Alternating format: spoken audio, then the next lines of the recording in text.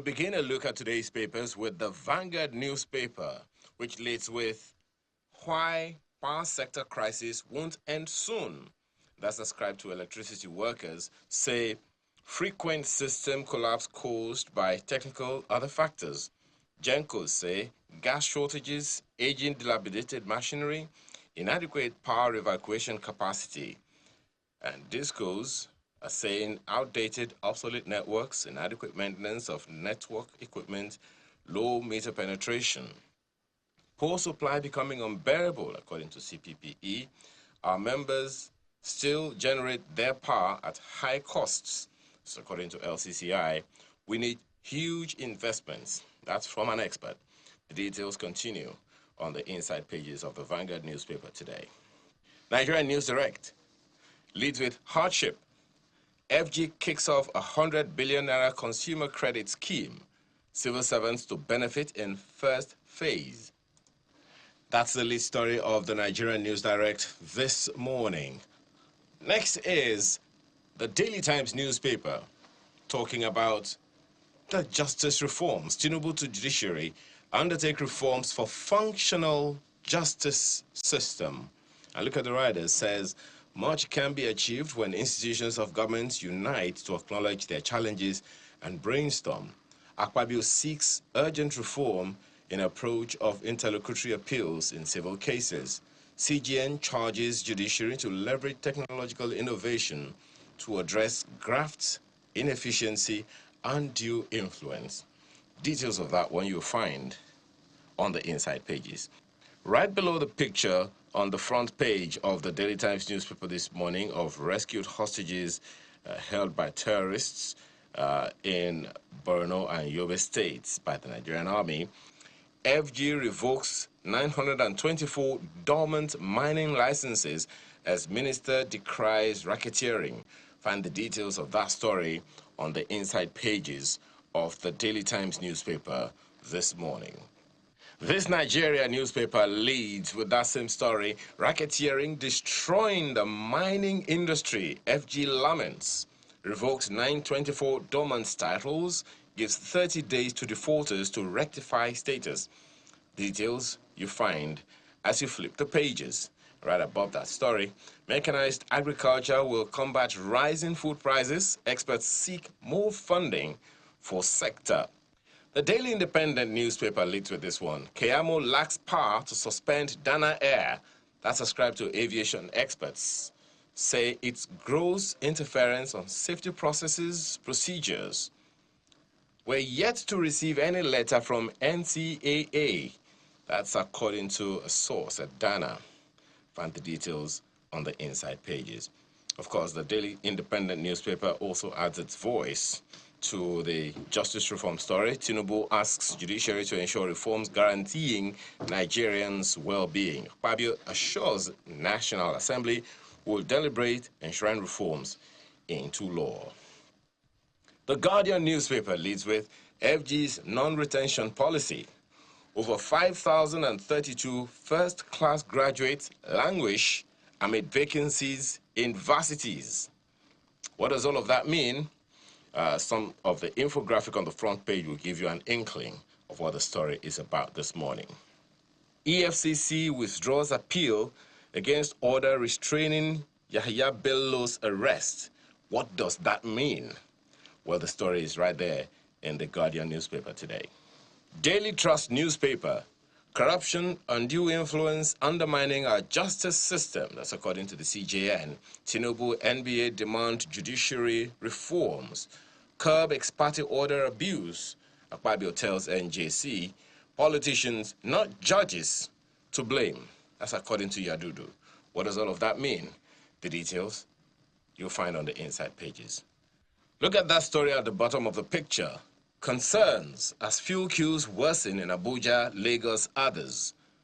Find the details on the inside pages of the Daily Trust newspaper this morning. New Telegraph, constitutional amendment.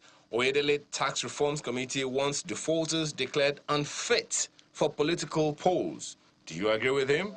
Well, you may need some other details.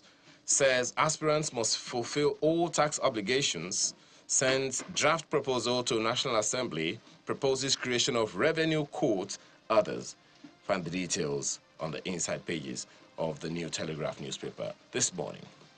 To Business Day newspaper, foreign investors return to Nigeria stocks as inflows quintuple. What does that mean? Well, sounds like good news, but check the details on the inside pages. The Nigerian Observer is next. Tinubu explores trade, investment, security cooperation with the Netherlands.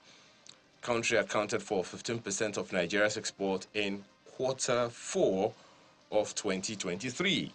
Check the details of that story on the front page and continues on the inside pages of the Nigerian Observer this morning. So those are some of the papers we're tracking for you today. What's your pick?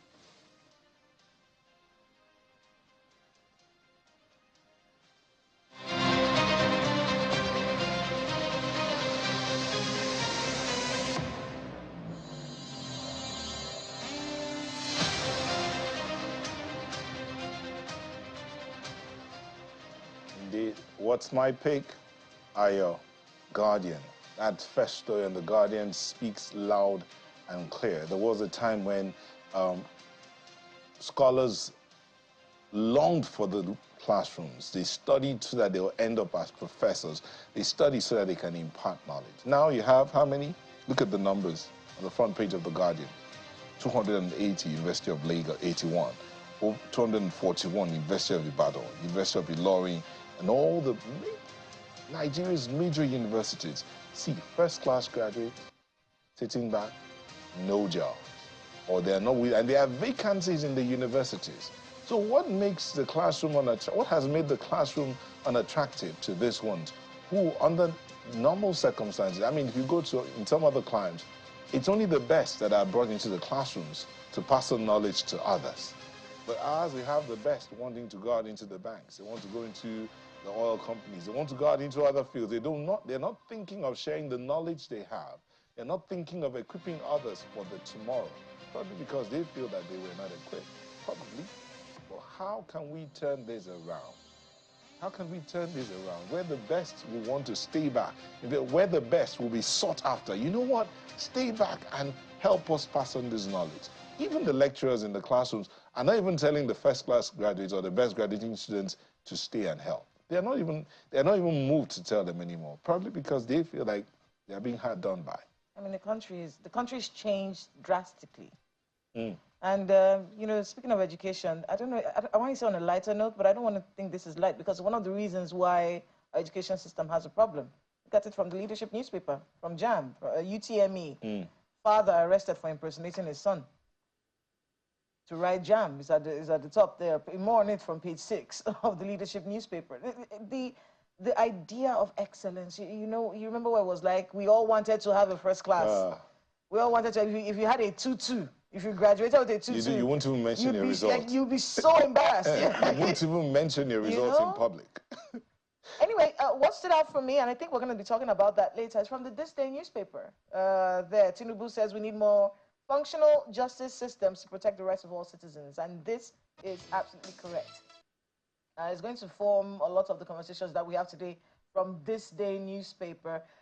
He declared open the National Summit on Justice. We're going to bring up that report for you later. And Akpabio also wants the abuse of ex parte order curbed. We all do. We owe President our achievement, says Ariwola. But there, more functional justice system to protect the rights of all citizens. From the This Day newspaper, that's what stood out for me this morning. And it's, like I said earlier, it's going to be what we're talking about today. But that particular area in the dispensation of justice and in creating a nation that we can all trust, one that the Nigerian can say, I can stand on my rights, knowing that I will be protected by the justice system. That is one that we all need, because you see, the law may not change the heart, but it will stop the heartless. So, you know, when people can trust their systems, there are many things that we won't see anymore. People stop taking the laws into their own hands. We'll stop seeing a lot of these jungle justice stories that we're seeing going around the country, because we can trust our justice system to do what's right, give us the justice that we need when we have been wronged. So this is a very important thing for me, and you can get more on it from the This Day newspaper this morning. Ayo, what stood out for you this morning? Well, for me, it's the Vanguard newspaper this morning. And electricity workers were proffering positions on why the power sector crisis won't end soon. And we've also heard from the riders on the front page of the Vanguard newspaper. We see Gencos giving their reasons, we see Discos giving their reasons, but what none of them has spoken to is the effect and impact on the Nigerian economy generally. The private sector is speaking out, and the job losses that are going to occasion from this, no one is even talking about that. When the discourse, for instance, are saying the reason that the power sector crisis won't end soon is because of outdated, obsolete networks, inadequate maintenance of network equipment, low meter penetration and all. Question I'm going to ask straight up is, how is that the consumer's business? It's a business. You wanted to get in the business. You applied to buy the licenses. You got on the train. You got the contract. Now you have the business. All we want, let there be light. That's all. Whatever collaborations that are necessary, can we get on with it? We hear that some 11 discos are being redirected or repossessed or repositioned, whatever it is. All Nigerians want is power supply. And low penetration of meters, on who is that? Is that the consumer's fault? Who exactly bears the brunt of these things? It's the consumers. And now we have Band-Aid, as some people are calling it Band-Aid now, whatever it is. As far as people are concerned, it is let there be light. That's all. Whatever the reasons are, no one is shouting about telecoms anymore. Let there be light. Let these issues be resolved in a way that Nigerians can say we are getting value for money. Band A consumers are complaining now. And no one seems to be talking to the people, empathizing with the people, helping people to understand what the issues are. Just let there be light. And let someone speak to Nigerians, wherever we are. We deserve it, don't we? But that's the much of the papers we can take this morning, so let's take a short break. When we return, it's time to get into the nitty-gritty.